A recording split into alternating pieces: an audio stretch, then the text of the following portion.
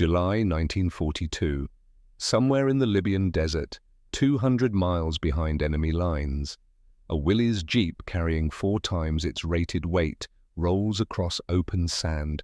Guns bristle from improvised mounts, fuel cans cover every surface, springs crushed nearly flat under impossible load.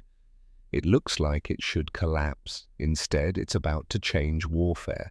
But to understand how this junkyard on wheels became the most cost-effective weapon of World War II, you need to go back 1 year. To a hospital bed in Cairo, to a man with a broken leg and a dangerous idea. July 1941. The British military hospital in Cairo smells of antiseptic and defeat.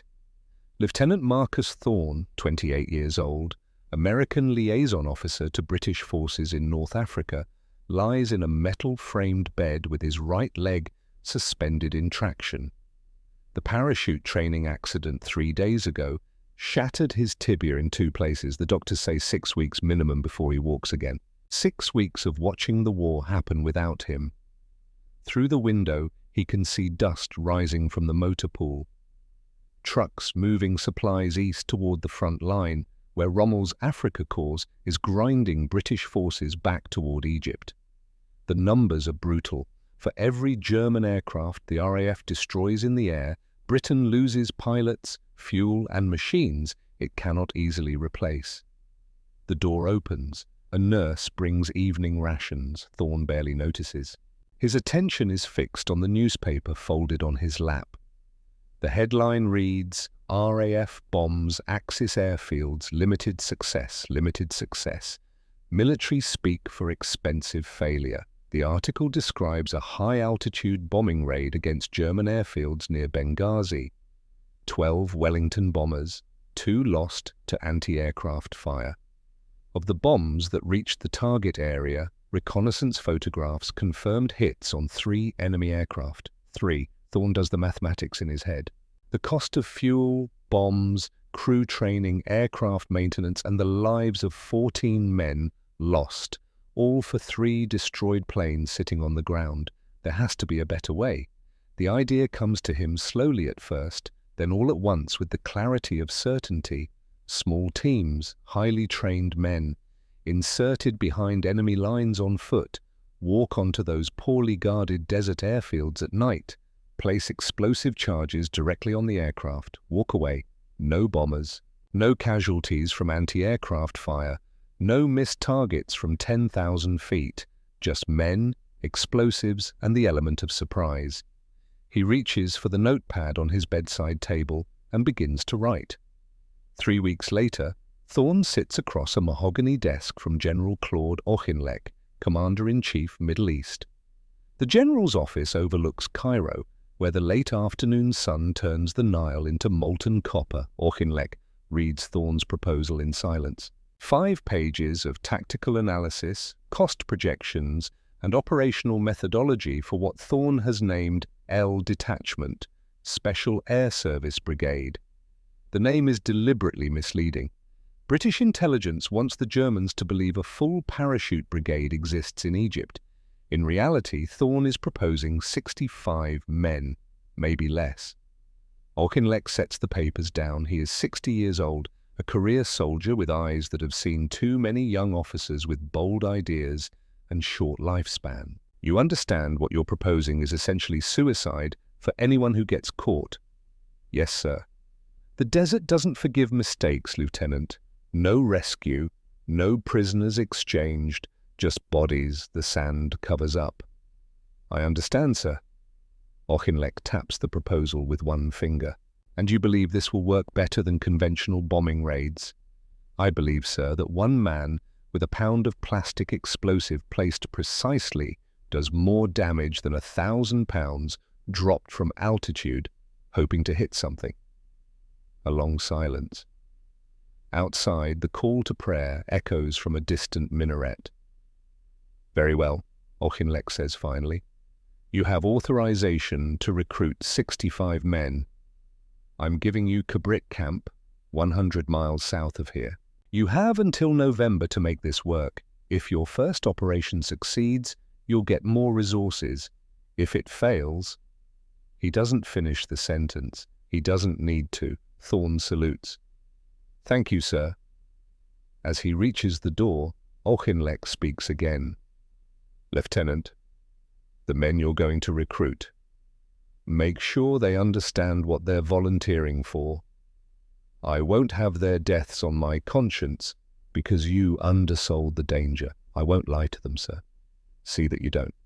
Cabrit Camp in September 1941 is a collection of tents and wooden barracks baking under a sun that turns metal too hot to touch.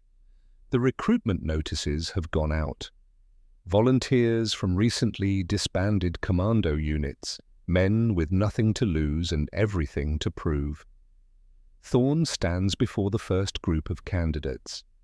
40 men arranged in rough formation, squinting against the glare.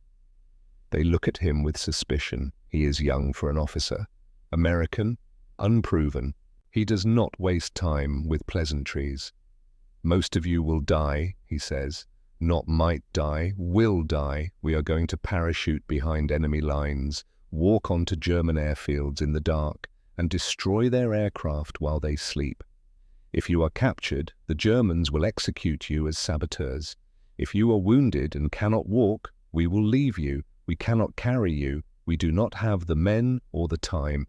This is not a conventional unit. There are no rules except success or death." The silence that follows is absolute. If any man here is not prepared for that reality, leave now. No shame, no judgment, just leave. Nobody moves. Thorn nods slowly. "Good. Training starts at 0400 tomorrow. Dismissed." As the men disperse, one remains, tall, broad-shouldered, with the build of a man who moves heavy objects for recreation. His service record identifies him as Sergeant Callum Brennan, 32 years old, Irish descent, former rugby player, transferred from a disbanded commando unit after a disciplinary issue involving an officer Brennan considered incompetent. "Something you need, Sergeant?" Brennan's voice is a low rumble. "You really think this is going to work? College boy with a bright idea." "I think, Sergeant, that sitting in the desert doing nothing isn't working, so we might as well try something different. And if your bright idea gets us all killed, then you'll have the satisfaction of being right about me."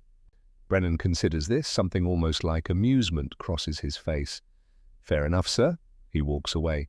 Thorn watches him go, knowing already that this man will either make the operation succeed or ensure it fails spectacularly. There will be no middle ground with Callum Brennan. The training is relentless. Parachute jumps from aircraft that rattle like they might disintegrate mid-flight. Desert navigation without compasses, using only stars and sun angles. Weapons drills until men can field strip a rifle blindfolded. Demolitions training with an emphasis on aircraft, fuel systems and engine vulnerabilities. And then there is Corporal Nathaniel Whitmore, 26 years old, a chemist before the war, educated at Cambridge. Thin, pale, with the look of a man who belongs in a laboratory rather than a combat zone. He should not be here. But he is, and he has brought something remarkable. Thorn first sees it in the demolitions tent, a small canvas bag containing what looks like lumps of grey clay wrapped in wax paper. "What am I looking at, Corporal?" "Lewis bomb, sir. My own design." Whitmore handles one carefully, explaining as he works. 1 pound of Nobel 808 plastic explosive. 1/4 pound of thermite. Small amount of diesel oil to ensure sustained burning. Detonated by a time pencil fuse that can be set from 10 minutes to several hours. The thermite is the critical component, sir. Once ignited, it burns at over 4,000 degrees, hot enough to melt through aircraft aluminum and ignite aviation fuel on contact. The explosive provides the initial shock. The thermite ensures total destruction. Thorn picks up one of the devices. It weighs roughly a pound, light enough that a man could carry 30 or 40 without being overburdened. How reliable is the fuse? In testing, 97%. The only failures were due to moisture contamination. Keep them dry, they'll work. Show me. They walk to the testing range where a derelict truck sits in the sand.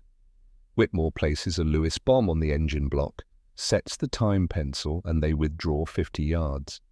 8 minutes later, the bomb detonates with a sharp crack. Thermite ignites instantly, a brilliant white flare that melts through the engine block in seconds. The fuel tank catches. Within 30 seconds, the entire vehicle is engulfed. Thorne watches it burn. In his mind, he sees rows of German aircraft, each one a target, each one vulnerable. How fast can you make more of these? With proper materials, sir, perhaps 200 per week. Then get started, Corporal. We're going to need every one you can make. November 15th, 1941, the night before Operation Squatter. 55 men prepare equipment in the pre-dawn darkness. Parachutes checked and rechecked. Lewis bombs distributed, 20 per man. Water rations. Emergency medical supplies. Weapons. The plan is elegant in its simplicity. 2 aircraft will drop teams near German airfields at Gazala and Timimi. Under cover of darkness, the teams will infiltrate the perimeters, place charges on as many aircraft as possible, and withdraw to a rendezvous point where the long-range desert group will extract them in trucks. Simple, efficient, the kind of operation that looks perfect on paper. Thorne moves among the men, checking gear, answering last questions. He finds Brennan loading magazines with the methodical focus of a man preparing for something inevitable. How are the men? Scared, same as always before a jump, same as me. You don't look scared. Brennan looks up. That's because I'm good at hiding it, sir. They share a moment of understanding. Tomorrow, everything changes. Either the concept proves itself, or 65 men become a footnote in the long list of bad ideas that got soldiers killed. Near the aircraft, Thorne finds Whitmore conducting a final check of the Lewis bombs, each one wrapped carefully, fuses secured. Nervous, Corporal? Terrified, sir, but the chemistry is sound. If we get them to the targets, they'll work. When we get them to the targets, Whitmore manages a thin smile. Yes, sir, when? The engines start at 0300. Men board in silence. Thorne takes his position near the door of the lead aircraft, looking out at the darkness beyond Cabrit Camp. Somewhere out there, 200 miles to the west, German pilots sleep beside their aircraft. Tomorrow, if this works, those aircraft will be scrap metal and ash. If this works, the aircraft lifts off. The desert falls away below, invisible in the darkness. What happens next will be talked about for decades, though never in the way Thorne imagined. The flight proceeds normally for the first 90 minutes. Then the pilot's voice comes through the intercom, tight with concern. Weather ahead? Looks bad? Thorne moves to a window. In the east, the first hint of dawn reveals something that makes his stomach drop. A wall of sand and dust rising from the horizon. Dark brown shot through with amber where the rising sun catches it. A sandstorm. Moving fast, directly across their flight path, the pilot's voice again. We can turn back. Thorne knows what turning back means. Abort the mission, waste months of training, prove the skeptics right, go back to doing nothing while Rommel's aircraft strafe British positions at will. Continue to the drop zone. Sir, if we jump in that... I said continue. They enter the storm at 6,000 feet. The aircraft bucks and shudders. Sand particles rattle against the fuselage like bullets. Visibility drops to 0. The jump light goes red. Thorne positions himself at the door. Behind him, 54 men prepare to follow him into chaos. He can see nothing below. Just brown darkness and the scream of wind. The light turns green. He jumps. The slipstream catches him, spinning him sideways. The parachute deploys with a crack that feels like it might tear the harness from his shoulders. Then he is falling through a sandstorm that tears at his eyes and fills his lungs with grit. He cannot see the ground, cannot see other parachutes, cannot see anything. The landing, when it comes, is brutal. He hits hard, tumbles, the parachute dragging him across rock and sand before he manages to trigger the release. He lies still for a moment, taking inventory. Right ankle twisted, left shoulder screaming, face masked with sand and blood from a cut above his eye. But alive, he stands, or tries to. The ankle will not take his full weight. Around him, the storm howls. He pulls out his compass, but the needle spins uselessly. Magnetic interference from the storm, or damage from the landing. He has no idea where he is, no idea where the airfield is, no idea where his men are. He starts walking anyway, because stopping means dying. 3 days later, 21 men stagger into a rendezvous point 70 miles south of where they jumped. Not 55. 21. Thorne is among them, dehydrated, sunburned, limping on an ankle swollen to twice its normal size. Brennan is there, silent and grim. Whitmore made it, barely, his face a mask of blisters. 34 men are missing, dead, captured, or still wandering the desert waiting for death to find them. 0 aircraft destroyed, not one. All the Lewis bombs lost in the storm, scattered across miles of desert where they will eventually be found by German patrols and reverse-engineered. Operation Squatter is a disaster. Complete, absolute, irredeemable. The long-range desert group trucks that pick them up are driven by Captain Alistair Rourke, a Scottish officer with 15 years of desert experience written in the lines of his weathered face. He says nothing as the survivors climb aboard, just hands out water and watches them drink. Only when they are moving does he speak, voice pitched to carry over the engine noise. Parachuting in the western desert is suicide. Weather changes in minutes. Thermals will scatter you across 50 miles. Ground conditions will break your legs or your spine, and that's assuming the Germans don't shoot you on the way down. Thorne, sitting in the back of the truck with his ruined ankle elevated, says nothing. Rourke continues, "You want to hit those airfields? I can get you there. My trucks, my navigation. We go in quiet, deliver you to the target, pick you up when you're done. No jumping, no weather, no scattered teams wandering until they die of thirst." Why would you help us? Because what you're trying to do is worth doing. You just picked the wrong method. Learn from failure, Lieutenant. The desert doesn't give second chances to men who repeat mistakes. In the silence that follows, Thorne looks at the other survivors. They look at him, waiting. Brennan speaks first. "Your operation killed 34 men and accomplished nothing. You going to quit? Or are you going to fix it?" The challenge hangs in the air. Thorne knows what Brennan is really asking. Are you the college boy with a bright idea who folds when reality hits, or are you something else? He meets Brennan's stare. "We fix it. No more parachutes. We use Captain Rourke's trucks. We walk in, we place charges, we walk out. Same concept, different delivery. And if it fails again, then I'll be the first one dead, and you can tell everyone you were right about me." Something shifts in Brennan's expression, not quite approval, but acknowledgement. Rourke nods slowly. "Then we start training tomorrow, real desert navigation, real infiltration tactics, and someone needs to rebuild those bombs." Whitmore, silent until now, speaks up. "I can do that. I memorized the formula. Give me materials and 2 weeks."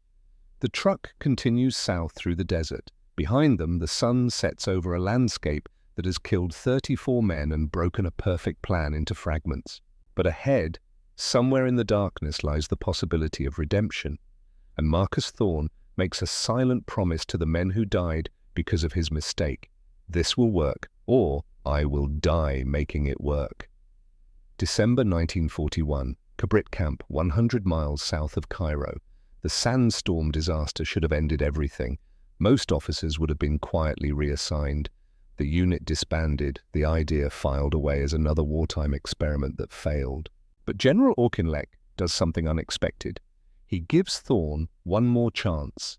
Not because he believes in the concept, because he has nothing else. Rommel's Africa course is winning, British air losses mount daily. Conventional tactics are bleeding the RAF dry. A desperate commander will try desperate measures.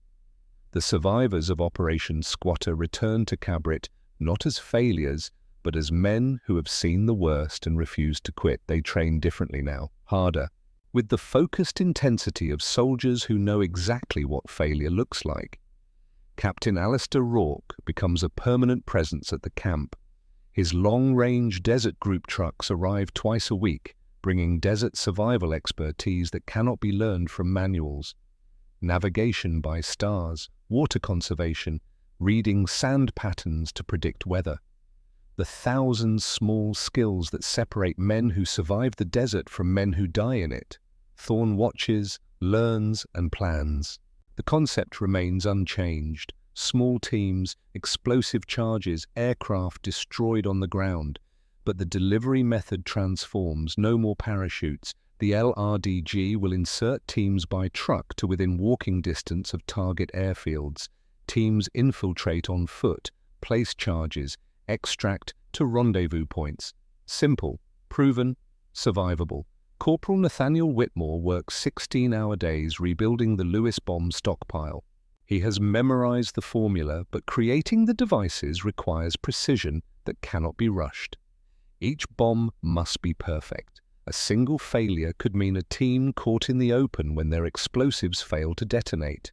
He works in a tent that reeks of chemicals and diesel fuel, assembling the components with the focus of a surgeon. 1 pound of Noble 808. Quarter pound of thermite. Diesel oil binding agent. Time pencil fuses calibrated to detonate anywhere from 10 minutes to 4 hours after activation. By late November, he has 200 ready. By early December, 400. Thorn visits the tent one evening, finding Whitmore hunched over a workbench, assembling another batch. How many can one man carry effectively? Whitmore doesn't look up. In testing, we found 30 is optimal. More than that, and mobility suffers. Less, and you're not maximizing destruction potential per man. And reliability? 97% in field conditions. The 3% failures are all moisture-related. Keep them dry, they work. Thorn picks up a completed bomb. 1 pound of precisely calibrated devastation. You realize what you've created, Corporal, the most efficient aircraft killing weapon in the war. I realize, sir, that I've created something that will burn men alive in their cockpits if they don't evacuate fast enough. The chemistry doesn't distinguish between enemy pilots and anyone else who happens to be near an aircraft when thermite ignites. The moral weight of it hangs between them. War doesn't offer clean solutions, Corporal. No, sir, it doesn't. Thorn sets the bomb down carefully. Keep building them. We need every one you can make. December 14th, 1941, 3 weeks after Operation Squatter failed. 6 men sit in the back of an LRDG Chevrolet truck as it rolls through the Libyan night. No lights, navigation by stars and compass, 60 miles from the nearest British position, 120 miles behind German lines. The target is Timimi Airfield. Intelligence reports 40-plus aircraft on the ground, mostly Junkers 87 Stukas and Messerschmitt 109 fighters, the same airfield they were supposed to hit during Operation Squatter before the sandstorm scattered the teams. Sergeant Callum Brennan leads this mission. Thorn wanted to go himself, but Auchinleck refused. The architect of Operation Squatter's failure is too valuable to risk until the new methodology proves itself. So Brennan goes instead with 5 men who trust him more than they trust Thorn's planning. Thorn stands in the operations tent at Cabrit, staring at a map, waiting for news that will either validate everything or confirm that he has been wrong from the beginning. Captain Rourke sits nearby, smoking, saying nothing. Hours pass. At 0400, a radio crackles to life. Rourke's navigator checking in from the extraction point. 5 words that change everything. Mission successful. All personnel accounted. Thorn feels something in his chest release. Not celebration, Not yet. Just the first breath after holding it too long. Damage assessment. The radio hisses, static. Then, team leader reports 24 aircraft confirmed destroyed. Fires visible from 10 miles out. 0 friendly casualties. The silence in the tent is absolute. 24 aircraft in one night by 6 men. 0 casualties. Rourke stubs out his cigarette. Congratulations, Lieutenant. Your concept just became viable. Brennan's team returns to Cabrit 36 hours later, exhausted, filthy, and triumphant. The after-action briefing is precise and detailed. Brennan describes it with the economy of a man reporting facts, not heroics. They approached Timimi on foot from the south. Security was minimal, one guard shack near the main perimeter. Sentries walking predictable patterns. The Germans and Italians had grown complacent. Why guard aircraft in the middle of nowhere, 200 miles from the nearest enemy? The team moved between rows of parked Stukas like ghosts. Each man carried 30 Lewis bombs. They placed charges in cockpits and on wings near fuel tanks, set the time pencils for 30 minutes. Moved to the next aircraft. Methodical, silent, efficient. 30 minutes gives you time to get clear before the world catches fire. They were 2 miles away when the first charge detonated, then another, then a chain reaction as aviation fuel ignited, spreading flames from one aircraft to the next. The night lit up like dawn. 24 confirmed destroyed, possibly more, but they counted only what they could verify. Thorne listens to the report with the careful attention of a man hearing proof of concept. But it's the detail Brennan mentions at the end that becomes legend. We ran out of bombs with 10 aircraft remaining, couldn't leave them operational, so we improvised. Improvised how, Sergeant? Brennan flexes his hands, knuckles still scabbed and raw. Instrument panels, navigation equipment, anything I could rip out to render them unflyable. Some came out easier than others. The official report will state 10 aircraft damaged by having instrument panels destroyed. The unofficial story, the one that spreads through the camp and eventually through every special operations unit in the British military, is simpler and more brutal. Callum Brennan, 6'3" and 220 pounds, former rugby international who once played through a broken collarbone without leaving the field, tore cockpit instruments out with his bare hands. Whether he used hands, boots, rifle butts, or some combination is uncertain. What matters is the instruments were destroyed. 10 aircraft grounded, mission accomplished. Auchinleck himself visits Cabrit 2 days later to review the results. He looks at the reconnaissance photographs showing burned-out aircraft hulks and speaks directly to Thorne. Do it again, different target, same results. Then we'll talk about expansion. December 27th, 1941. 13 days after the first success. Brennan returns to Timimi with the same 6-man team. This time, they know the layout, know the guard patterns, know exactly where to place charges for maximum destruction. 27 aircraft destroyed, 0 casualties. The concept has now proven itself twice. Auchinleck authorizes expansion. More men, more equipment, more targets. But success breeds adaptation. German intelligence begins receiving reports of mysterious fires at desert airfields. Aircraft destroyed without any sign of air raids. The phantom saboteurs leave no trace except ashes and melted aluminum. Rommel's staff implements new security protocols. Sentries posted near parked aircraft. Floodlights at key installations. Machine gun emplacements covering approaches to airfields. The easy victories are ending. January the 5th, 1942, Al-Assad Airfield. Sergeant William Fraser leads 5 men against a target intelligence rates as moderately defended. The mission follows the established pattern: LRDG insertion, foot approach, silent infiltration, charges placed, extraction. Fraser's team claims 37 aircraft destroyed. Post-war examination of Italian records will reveal the actual number was between 18 and 25. Still a significant success, but the overclaiming margin indicates something important. In darkness, under pressure, with limited time, accurate damage assessment is nearly impossible. Men count what they remember seeing. Fire spreads. Secondary explosions occur. The fog of war applies even to unopposed raids. But the strategic impact remains real. Every aircraft destroyed is one less bombing British positions. Every pilot grounded is one less threat. Rommel is being forced to pull resources from the front line to defend his rear areas. Infantry companies that should be fighting are instead guarding airfields. Anti-aircraft guns that should protect advancing columns sit static around aircraft parking areas. Thorne studies the pattern and sees the next problem before it arrives. But first, the price of success. December the 30th, 1941, 3 days after Brennan's second Timimi raid, an LRDG convoy returning from a reconnaissance mission near Nephilia encounters a pair of Messerschmitt 110 fighters. The trucks scatter, but two-wheeled vehicles on open sand cannot outmaneuver aircraft. The first strafing run misses, the second does not.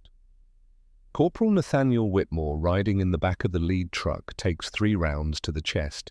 He dies within minutes, blood soaking into the desert sand, the chemical formulas in his head dying with him. The news reaches Cabrit 6 hours later. Thorne receives the report alone in his tent. He reads it twice, as if repetition might change the words.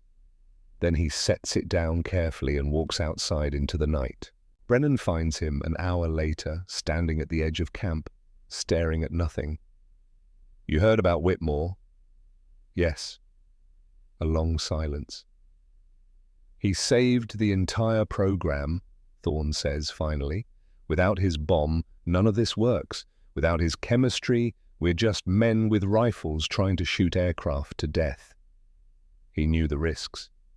Did he? Did any of them? Or did I sell them a dream and deliver a nightmare? Brennan considers this. Whitmore volunteered, same as all of us. He could have stayed in England, worked in a laboratory, lived through the war making explosives for other people to die with. He chose to be here. That was his decision, not yours. 34 men died in Operation Squatter because I made a bad call. Now Whitmore is dead because I made a good one that worked well enough to make the Germans adapt. How many more die before I run out of ideas? As many as it takes. That's war, sir. You didn't invent it. You're just trying to win it with fewer casualties than the other methods. Whitmore understood that.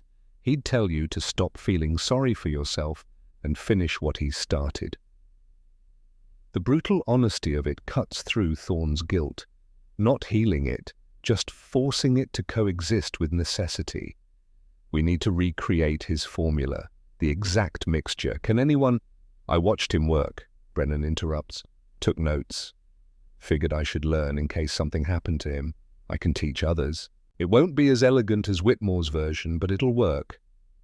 Thorne looks at him with something like gratitude. Thank you. Don't thank me. Just make sure his death meant something. Make sure all their deaths mean something. They stand in silence under a sky full of stars that Whitmore will never see again. January the 15th, 1942. Operations Tent, Cabrit. Thorne spreads reconnaissance photographs across a planning table. Rourke and Brennan stand on either side, studying what the images reveal. Floodlights at every major Axis airfield, guard posts near individual aircraft, increased patrols. In some photos you can see machine gun positions with clear fields of fire across the approaches. They've adapted, Rourke says. Silent infiltration is going to cost us men now. Guards are alert. One shot fired, and every sentry in the area converges. Brennan points to a photo showing a row of Messerschmitt 109s, each with a guard posted nearby. We can still do it. Just means we knife the sentries first, then place charges. And when one guard misses his check-in, Thorne shakes his head. The alarm goes up while we're still in the middle of the airfield. We'd be caught in the open. So what's the alternative? We change methodology again. Substitute speed for stealth, firepower for silence. The concept comes to Thorne fully formed, the way the original idea came to him in that hospital bed 8 months ago, an evolution born from necessity. We need weapons that can destroy aircraft from a moving vehicle, something with enough rate of fire to cripple multiple targets in seconds. We mount them on trucks, drive straight through the airfield, shoot everything that moves, get out before they can organize a response. Rourke considers this. Rourke, the LRDG Chevrolets aren't built for that kind of combat. Two-wheel drive, heavy, slow to maneuver. They're reconnaissance vehicles, not assault platforms. Then we need different vehicles, something lighter. Four-wheel drive, fast. Like what? Thorne pulls out a supply manifest he requested 3 days ago. American equipment arriving in Egypt to support British operations. Most of it is standard. Trucks, half-tracks, artillery. But one item catches his attention. Willys MB Jeeps, 4-cylinder engine, 4-wheel drive, top speed, 65 miles per hour, designed to carry 4 men, and light equipment. We've got 30 of them sitting in a depot in Cairo, waiting for assignment. You want to mount machine guns on jeeps and drive them through enemy airfields? I want to create a weapons platform that can deliver overwhelming firepower faster than the enemy can respond. The jeep is small enough to weave between parked aircraft, fast enough to outrun pursuit, and if we mount the right weapons, lethal enough to turn an entire airfield into scrap metal in 15 minutes. Brennan is silent for a long moment. Then, what weapons? Vickers K-guns, aircraft defensive weapons. The RAF is phasing them out in favor of belt-fed Brownings. There are dozens of obsolete bombers sitting in Egyptian scrapyards, Bristol Blenheims, Fairy Battles, all armed with Vickers K-guns that are officially unaccounted for in quartermaster records. And you think this will work because the Vickers K was designed to shoot down aircraft. If it works in the air, it'll work on the ground. 950 rounds per minute, feeds from 100-round drums, load it with incendiary and tracer ammunition, and you can turn a parked aircraft into a fireball in seconds. The plan is audacious, possibly insane, the kind of tactical innovation that either changes warfare or gets everyone involved court-martialed. Brennan breaks the silence. When do we start? February through June 1942. The armed jeep concept moves from theory to reality. Thorne requisitions 30 Willys MB Jeeps through official channels, acquires Vickers K guns through unofficial ones. Egyptian scrapyard owners ask no questions when British officers offer cash for obsolete aircraft weapons. The modifications happen at Cabrit under Brennan's supervision. Improvised steel mounts welded to jeep frames. Twin Vickers K guns on a swivel pedestal beside the front passenger seat. 2 more covering the rear arc. Some vehicles get a 5th gun fixed near the driver's position for suppressive fire. The ammunition situation requires creative logistics. 100-round drums, belts of incendiary and tracer rounds mixed with standard ball ammunition. Each jeep carries enough firepower to engage multiple targets without reloading. But ammunition is heavy, so is fuel, so is water. The desert survival modifications matter as much as the weapons. Windscreens removed to eliminate sun glare that could betray positions from miles away. Radiator grills cut open for better cooling in temperatures exceeding 115 degrees Fahrenheit. 8 to 12 jerry cans strapped to every available surface, extending operational range from 200 miles to over 400. Water condensers, borrowed from LRDG technology pioneered by Major Ralph Bagnold, capture radiator steam and feed it back into the cooling system. In the deep desert, even engine coolant becomes survival. Sun compasses provide navigation. Simple graduated discs with vertical needles, they give continuous true bearing unaffected by magnetic interference from vehicle engines. And the weight, always the weight. Fully loaded with guns, fuel, water, ammunition, rations, sand channels and camouflage nets, a single Raider Jeep weighs between 3,800 and 4,200 pounds, nearly double the rated capacity. The springs compress until they nearly touch the frame. The chassis groans under load. The handling becomes unpredictable, especially at speed. It looks exactly like a junkyard on wheels. But the mathematics work. Each Vickers K gun can fire nearly 16 rounds per second. 5 guns per vehicle means 80 rounds per second. Against aircraft with aluminum skin and full fuel tanks, that sustained rate of fire is devastating. On paper, at least. The first field test will prove whether theory translates to reality. July 10, 1942. The first field test. 12 armed jeeps conduct a raid on Buarat, a secondary Axis airfield with moderate defenses.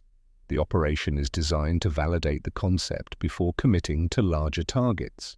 Thorn leads personally this time. Auchinleck has finally cleared him for field operations, accepting that the architect of the concept needs to see firsthand whether his creation functions as designed. They approach at night, lights off, navigating by compass and stars. The jeeps handle badly, the overweight suspension makes steering imprecise, the ride bone-jarring across rough terrain. But they cover ground faster than men on foot ever could. 2 miles from the airfield, Thorn gives the signal. Engines accelerate, the column spreads into attack formation, they hit the perimeter at 40 miles per hour. The Vickers K guns open fire. Tracer rounds arc through darkness like lethal fireworks. Incendiary ammunition punches through aircraft aluminum and ignites fuel on contact. The cyclic rate of 950 rounds per minute means each gun pumps nearly 16 rounds per second into targets. Brennan's jeep weaves between rows of parked Junkers 52 transports, his gunners raking wings and fuselages. Fuel tanks rupture, thermite-loaded rounds ignite aviation gasoline. Aircraft burn with the intensity of magnesium flares. Thorn's vehicle engages a line of Messerschmitt 109 fighters. The rear gunners methodically work down the row, left to right, putting sustained bursts into each cockpit and engine. Metal shreds, glass shatters, fire spreads from one aircraft to the next. The Germans respond, but too slowly. By the time machine gun positions orient on the attackers, the jeeps are already moving to new positions. The speed and maneuverability make them nearly impossible to target effectively in darkness. 8 minutes after entering the airfield, the jeeps withdraw. Behind them, 32 aircraft burn. 1 jeep damaged by rifle fire but still mobile. 0 casualties. Thorn watches the fires from 2 miles out as the column regroups. Behind him, Brennan pulls alongside. It works.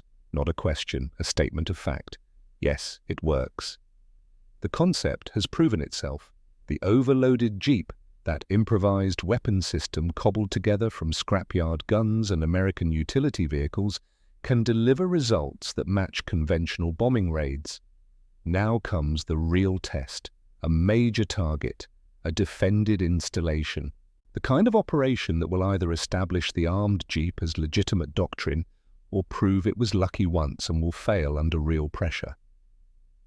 Thorn looks at the map spread across his lap, at the intelligence reports, at the list of high-value targets. Sidi Hainish, one of the largest Axis airfields in North Africa, 60-plus aircraft, heavy defenses, exactly the kind of target that should be impossible for a light raiding force. Next, he says quietly, we hit them where it really hurts. July 26, 1942, 2300 hours, 18 miles south of Sidi Hainish airfield. 18 overloaded jeeps sit motionless in the Libyan darkness. Engines off, no lights.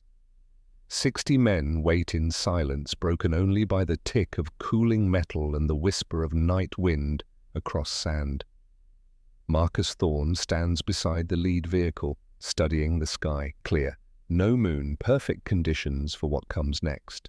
Corporal Theodore Ashford, 24 years old, navigator with an instinctive understanding of celestial mechanics that borders on supernatural, checks his calculations one final time.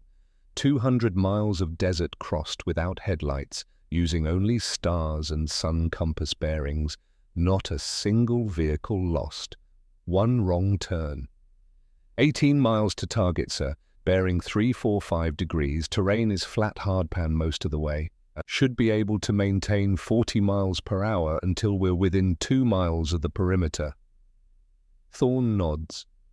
Around him, men make final preparations, ammunition drums checked, guns traverse tested, water rations secured, the rituals of soldiers who know that in less than an hour, some of them will be dead.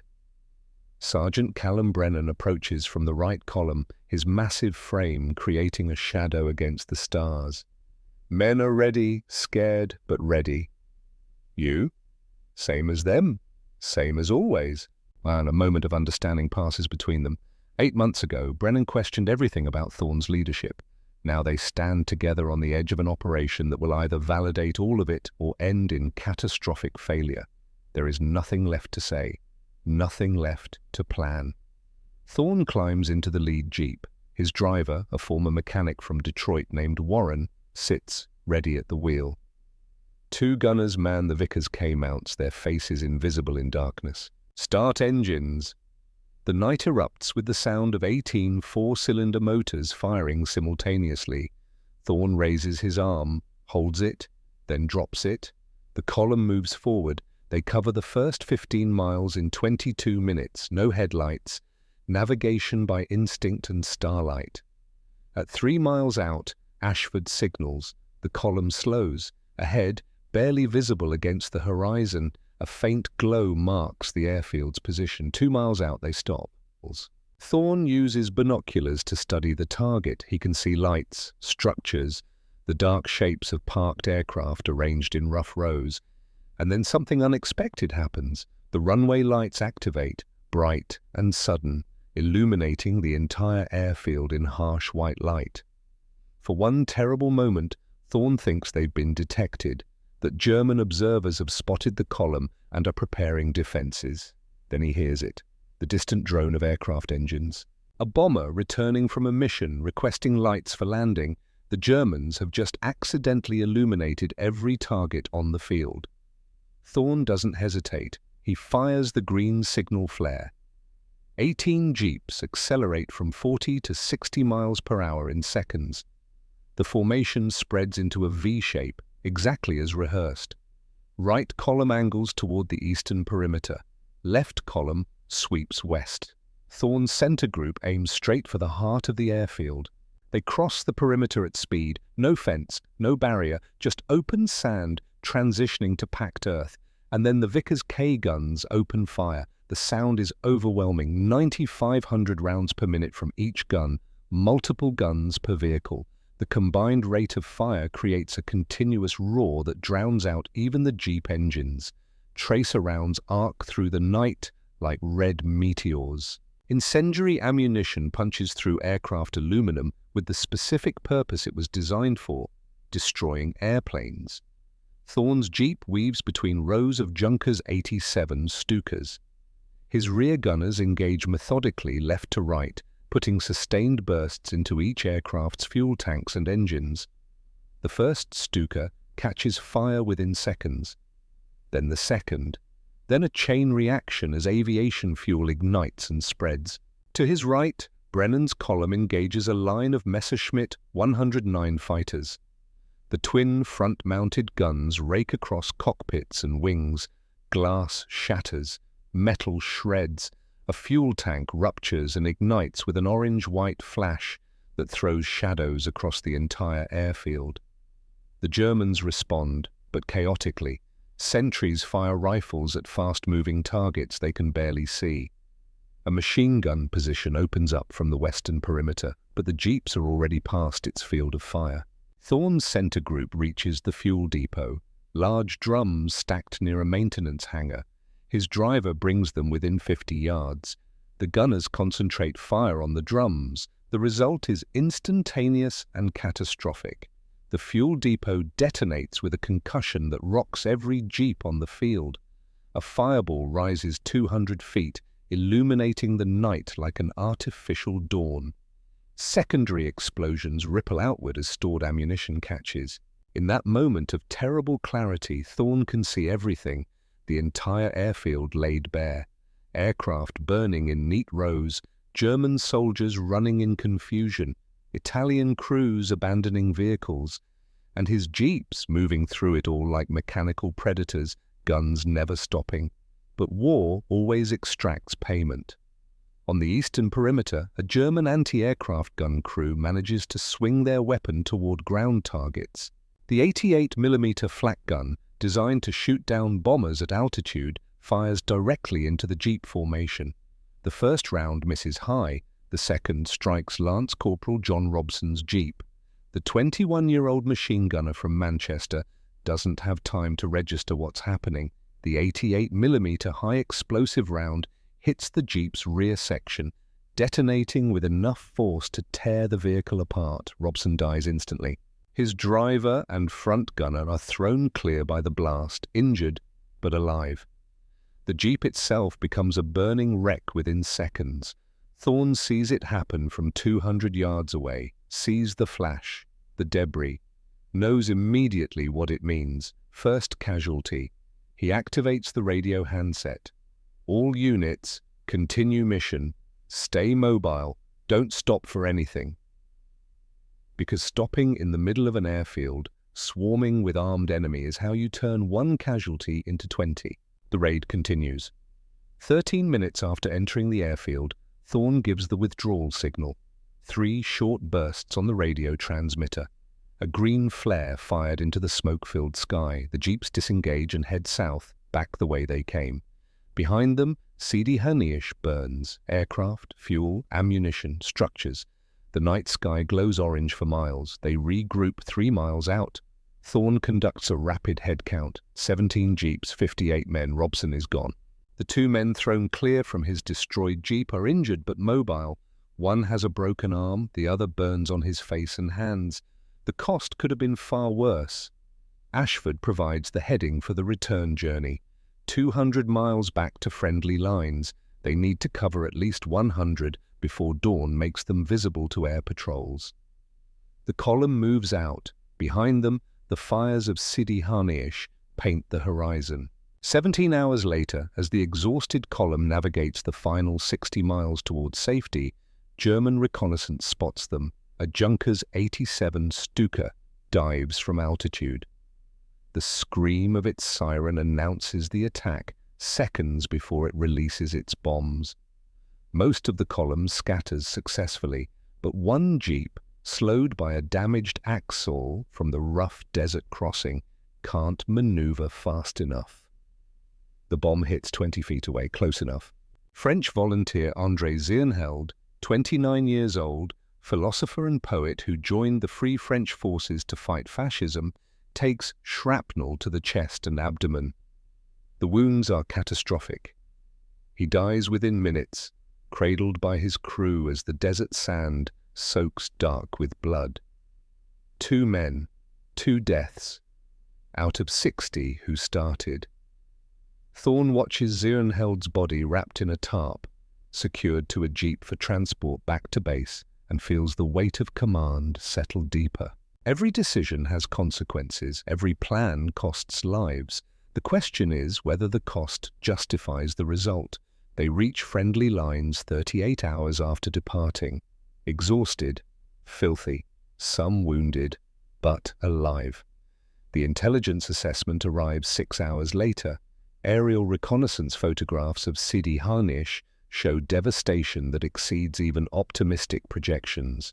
37 aircraft confirmed destroyed, multiple fuel depots obliterated, maintenance facilities burned. Secondary explosions continued for hours after the raid, destroying equipment and supplies that weren't direct targets. The single most successful ground raid against an Axis airfield in the North African campaign, accomplished by 18 jeeps in 13 minutes. General Auchinleck himself visits Cabrit 3 days later. He reviews the photographs, reads the after-action reports, speaks with survivors. Then he says the words that change everything. Full authorization for expansion. More men, more vehicles, more operations. You've proven the concept works at scale. Now make it standard doctrine. But Thorne barely registers the victory. He sits in his tent that evening, writing letters. one to Robson's mother in Manchester, one to Zirnheld's family in France. The words come with difficulty. How do you tell a mother that her son died well, that his sacrifice mattered? You can't. The words don't exist, but you write them anyway because that's what command requires. August through December 1942. The armed jeep raids continue. El Daba. Brennan's convoy claims 14 aircraft destroyed against significantly upgraded German security. Benghazi. Thorn personally leads a raid on a critical Luftwaffe repair facility. 37 more aircraft burn. Smaller raids hit supply depots, fuel dumps, radar installations. The cumulative effect becomes strategic. German field intelligence reports document the increasing diversion of resources to airfield defense. Infantry companies pulled from the front line, anti-aircraft guns repositioned to protect rear areas, mobile patrols dedicated to hunting the phantom raiders. Every guard posted on an aircraft is a soldier not fighting at the front. Every searchlight installed is resources diverted from offensive operations. Rommel is being forced to weaken his attacking forces to protect his rear. By late 1942, intelligence estimates suggest British Special Forces have destroyed between 250 and 370 Axis aircraft on the ground. The exact number remains disputed, but even conservative estimates confirm something unprecedented. A handful of men in modified vehicles have achieved what entire bomber squadrons could not. January 1943. Tunisia. The war has expanded beyond Libya. Axis forces retreat westward. Allied forces pursue. The Special Air Service follows, conducting raids deeper behind enemy lines. Marcus Thorn, now a captain, leads a mission against an airfield complex near Sfax. Intelligence rates it as moderate risk. The intelligence is wrong. German forces, having finally recognized the threat posed by jeep raiders, have set a trap. The airfield is bait. The security is deliberately light. And when Thorn's column enters the perimeter, they find not sleeping aircraft, but alert infantry companies waiting in prepared positions. The ambush is textbook perfect. Thorn recognizes it immediately and orders withdrawal, but escape routes are already cut off. His jeeps fight their way out through a gauntlet of small arms and machine gun fire. Most make it. Thorn's doesn't. An anti-tank round disables his vehicle. He orders his crew to evacuate and run. They obey. He provides covering fire to give them time, burning through ammunition drums until the Vickers K runs dry. By the time German infantry reach his position, his crew has escaped. Thorn has not. He is captured alive. The news reaches Cabrit 3 days later. The architect of the armed jeep concept, the officer who transformed special operations warfare, is now a prisoner of war. Command of the SAS passes to Callum Brennan, field promoted to lieutenant. The raids continue. Through North Africa, into Sicily, into Italy, into France after D-Day, the concept Thorn created survives his capture, evolves, grows stronger, and somewhere in a German prisoner of war camp, Marcus Thorn learns second-hand about victories he planned but never executed, about innovations built on foundations he established, about a legacy growing beyond his original vision.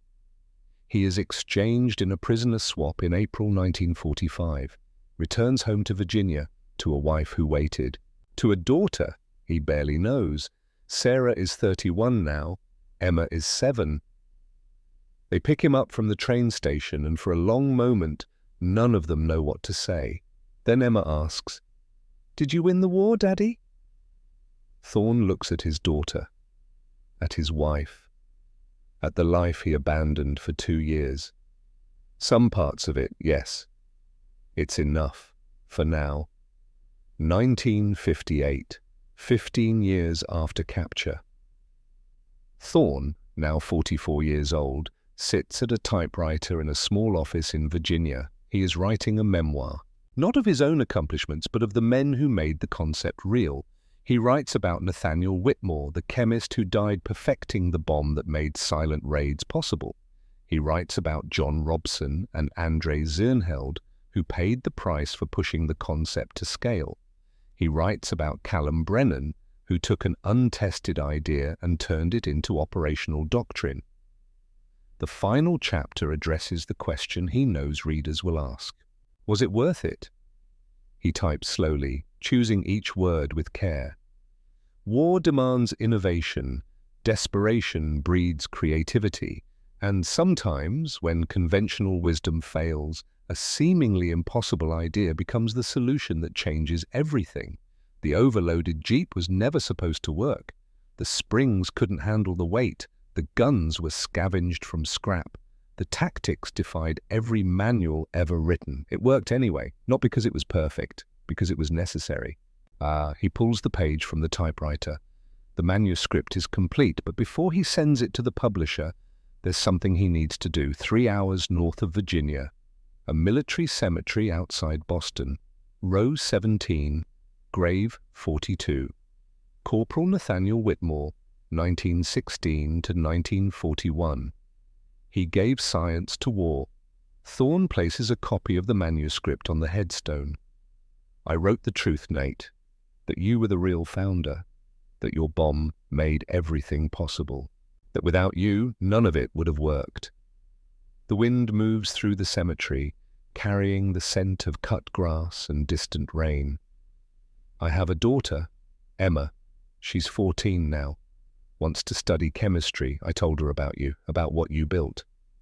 He stands there for a long time, remembering a thin young man in a tent that smelled of chemicals and diesel fuel, assembling devices that would burn aircraft and men alike.